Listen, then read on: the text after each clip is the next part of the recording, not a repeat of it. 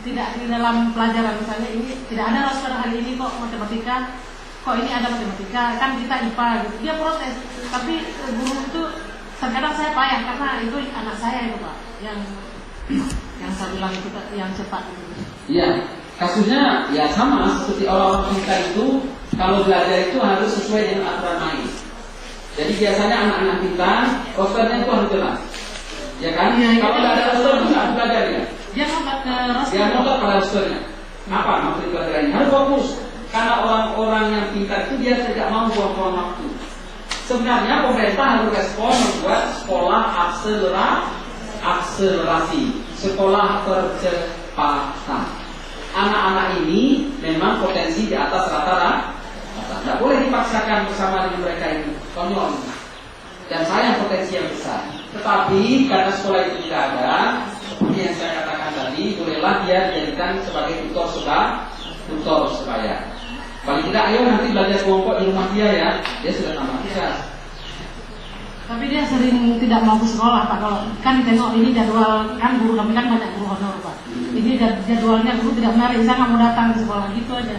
Itu susah saya untuk dia ke sekolah Pak. Tapi dia pilih belajar di rumah. Dia tengok roster, dia minta bimbingan saya, dia belajar di rumah. Itu bagaimana untuk ke depan Pak? Kalau kalau misalnya di SD. Saya pikir, mohon maaf ini saya penelponnya agak supat. Sebenarnya itulah pada saat kita mendaftarkan jadi guru siapapun saja harus profesional. Tapi kalau mohon maaf ya, kalau warung kopi disulap jadi universitas, saya takut Bu dengan kata profesional itu tadi. Jadi tidak menarik bagi anak-anak. Jangan lembut-lembut seperti saya katakan. Semua bisa jadi guru. Dan semua orang mendaftar jadi orang yang ahli dalam bidang ilmu kejiwaan yang kita sebut ilmu psikologi tentang bakat dan minat dikembangkan melalui bimbingan dan konseling. Selesai masalahnya. Begitu. Termasuk itu problem solving kan, bagaimana menyelesaikan masalah. Jadi diserahkan saja kepada guru bimbingan konseling. Sekarang Universitas Sekolah Banda Aceh telah menyelenggarakan jurusan bimbingan konseling supaya tidak konflik, ya kan? Baik.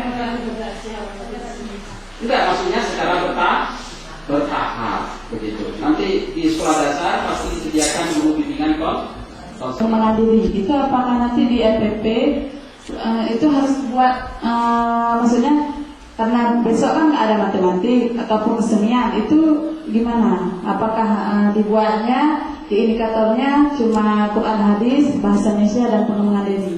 Ya, sesuai dengan jadwal. Tapi jadi persoalan kebiasaan itu belum dilaksanakan di sekolah kita. Maka akan lebih baik jadwal itu disusun secara bersama-sama terlebih dahulu. Tetapi karena ini sebagai contoh model awal, nanti diberitahukan bahwa ini sekali jalan. Di sana sudah ada biologi, sudah ada PPKN, sudah ada bahasa Indonesia. Seperti itu. Jadi terpadu di sini bukan berkumpul menjadi satu, tetapi saling terkait satu dengan yang lain melalui jaringan tema.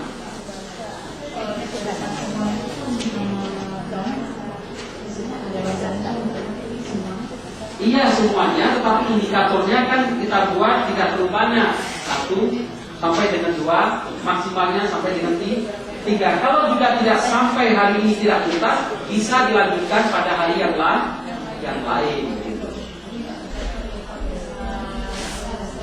Rosternya, ya kalau tapi disepakati dulu sebenarnya di sekolah.